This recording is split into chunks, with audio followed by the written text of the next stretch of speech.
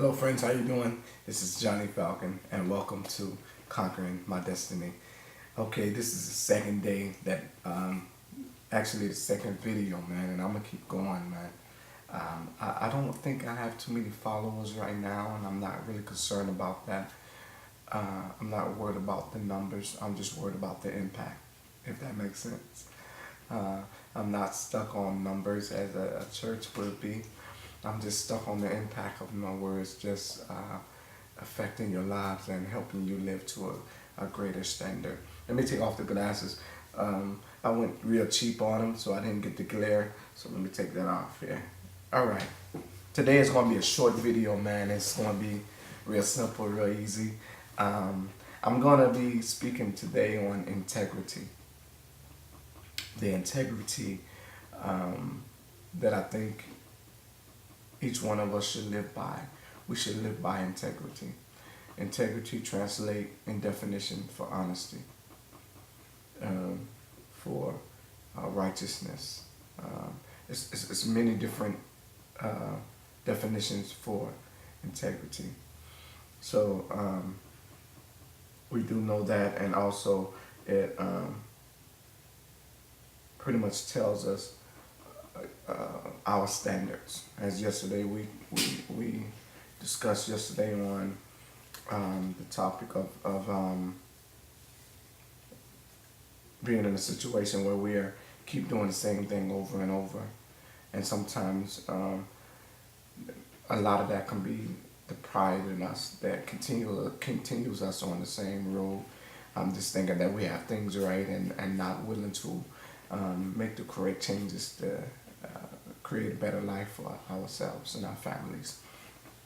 So today that follows in with integrity. Integrity makes us look at our circumstance and our situation, and it makes us want to adjust and reflect. And so integrity allows me not to keep doing the same thing over and over that's giving me no results to raise the level in my life and to expand my family and help my family. So integrity allows me to walk in the upright. Integrity allows me to do things the right way, not for just a personal or quick fix, but understanding everything that you want out of life is going to come with hard work and being consistent. I had one young man I was, ministering to some years ago, and he had just entered into the church, and he was real frustrated when it came to life and always looking at others life and comparing it to his own. And it was really funny to me because I just watched this young man, and I mean he was really frustrated about that, man. That it really disturbed his spirit bad. That he said, man, I changed my life, man. I'm not doing the thing that I used to do no more, and it seems like I'm not going nowhere. But when I look out here, I see this guy over here got the big rims, and this guy got the money over here, and this guy doing this over here, and it seemed like they all getting money. And I asked him, I said, well, tell me something, young man. I said, what do you see different from them to you? Since we're going to use them for an example, what do you see different between you and them? And he told me that they're living wicked lives, but it seemed like they have everything they want out of life. And I said, okay. He said, look at the basketball players, look at the stars. They all got money, and they ain't talking about Jesus Christ. They ain't living right. Half of them are. I said, yeah. I said, that's true. That's true. That's true. I said, but what do you really see in these athletes and these stars that sets you apart from them? And he came up with everything up that he could think of, but he forgot one thing: the consistency and the drive of the athlete. See, it comes with being consistent. It goes right back to being consistent, man. And I told him, I said, young man, look, these guys, they know they can play ball, they know they can sing or whatever, and nothing deterred them from their dream. Nothing got in their way that they was going to be successful in that field because that's all they had.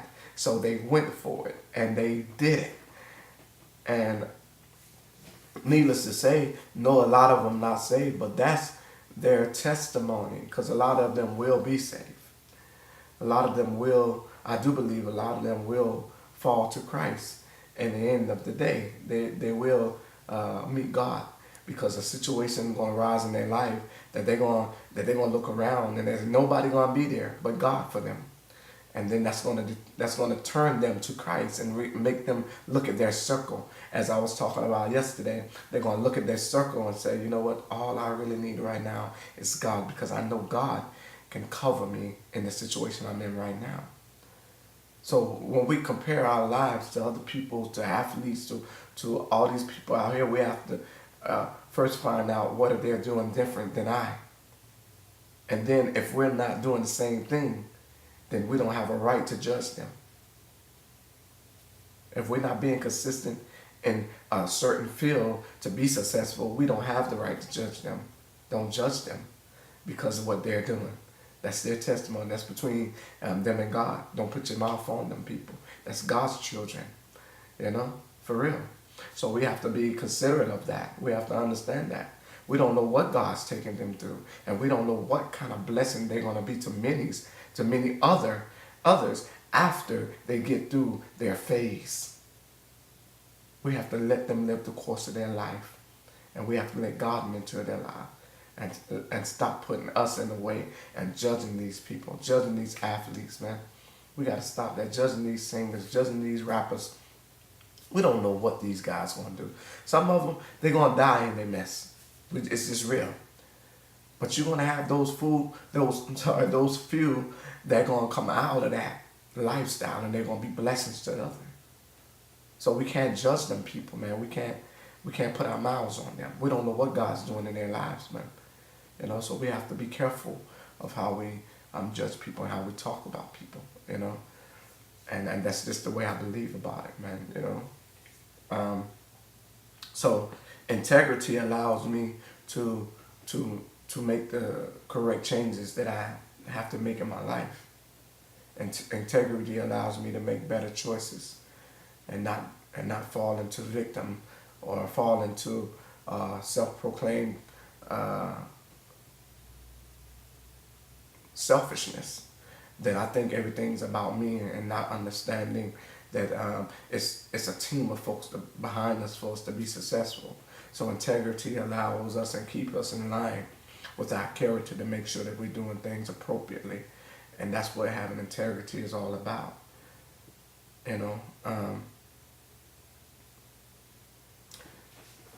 True story. A guy fell financially hard. He's married, have a wife, have children.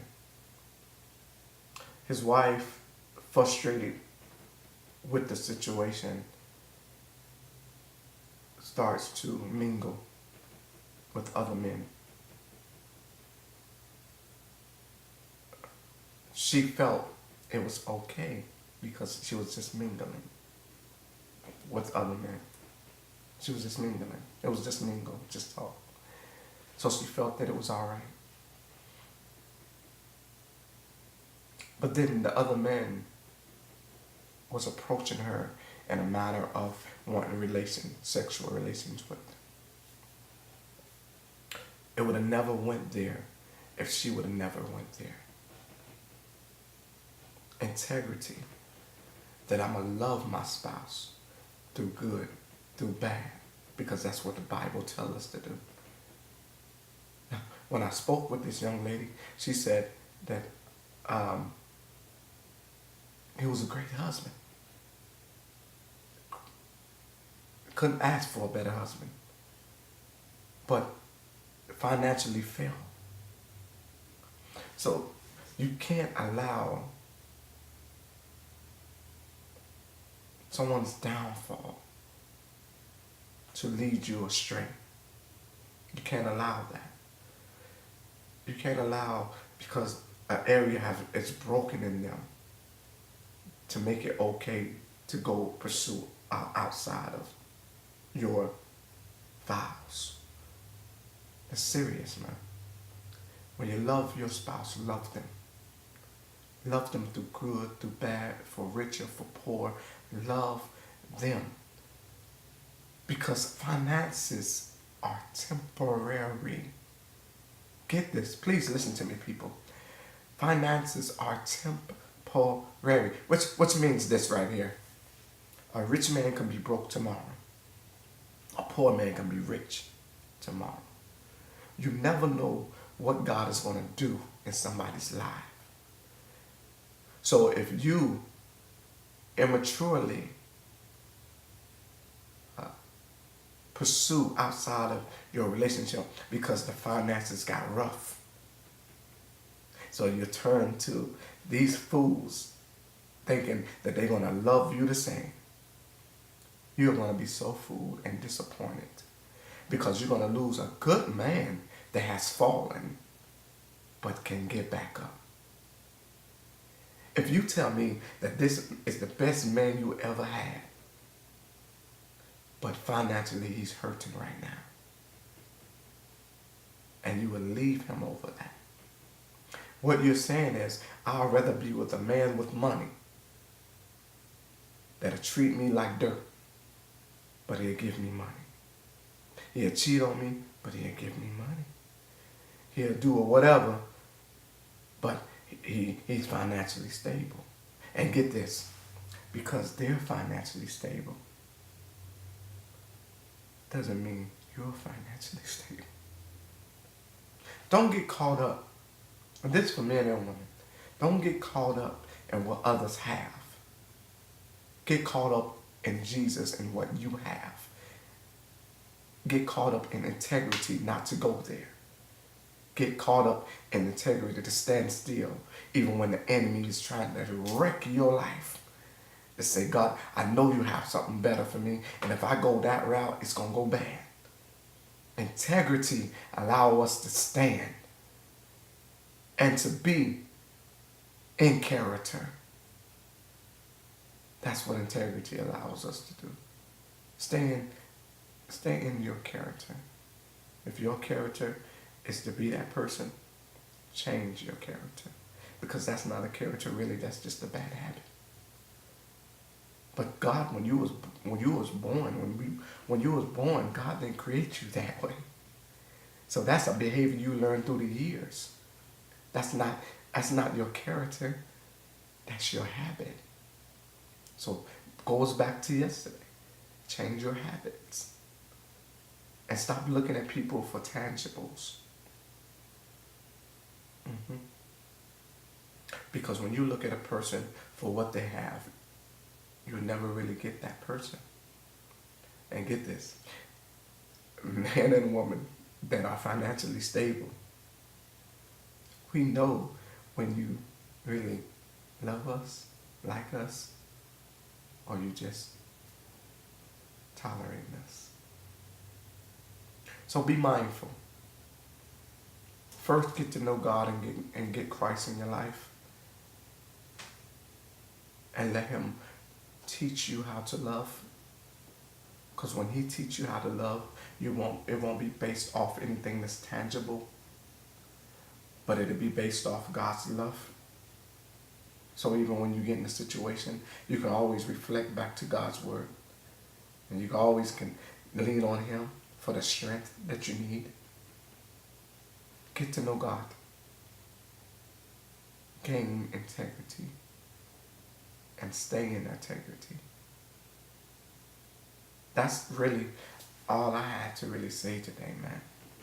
Because I feel like a lot of people, no prophet, but it's just what I'm seeing.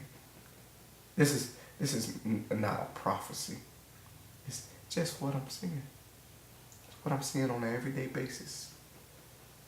A lot of people are falling. They're being hurt. And they're thinking with tangibles, they'll be all right. But you have tangibles and no character, you're going to fall each time. You have tangibles and no integrity, you're going to fall each time. So it goes right back to everything ties in from what I was speaking about yesterday, man. Integrity, having a correct character, and having the love of Jesus in your life, and being consistent in all things you do. If you're married, be consistent in that. I know because I've been there, done that, messed up a few times and all over, but it took all that for me to be the man I am today. It took all those falls for me to be the best husband and father I am today. Man, I messed up big time in my life, you know. I did a lot of crazy things, man. When we was young, you know, we did stuff. You know, but through all my challenges and all the things I've gone through, I'm the best man I am today because of it. So we all have a past, but the question is, did your past create a better you, or are you still living your past? And I'm going to end with that. Ask yourself this. Look yourself in the mirror and say, I have a crazy past, but did my past mold a better me? Or do I still live in the past? And if you still live in the past, say bye-bye. Just as I'm saying bye-bye. God bless you. I love you. And this is Johnny, man. You can inbox me. Hit the link. Join me. Let's link up, man. Every day it's going to be the same thing. I'm going to give you some good words. I'm going to bless your life as much as I can. I'm just doing what God told me to do. That's it. I'm doing what God told me to do. And I'm going to continue to do it every day. And I'm going to get on your nerves until you get it right. I'm going to get on your nerves until you want to live right. Because I got on my nerves until I said I can't do it no more. I got to live right. And that's what it took for me. So it worked for me. So hopefully it'll work for you. God bless you. I love you. Peace out.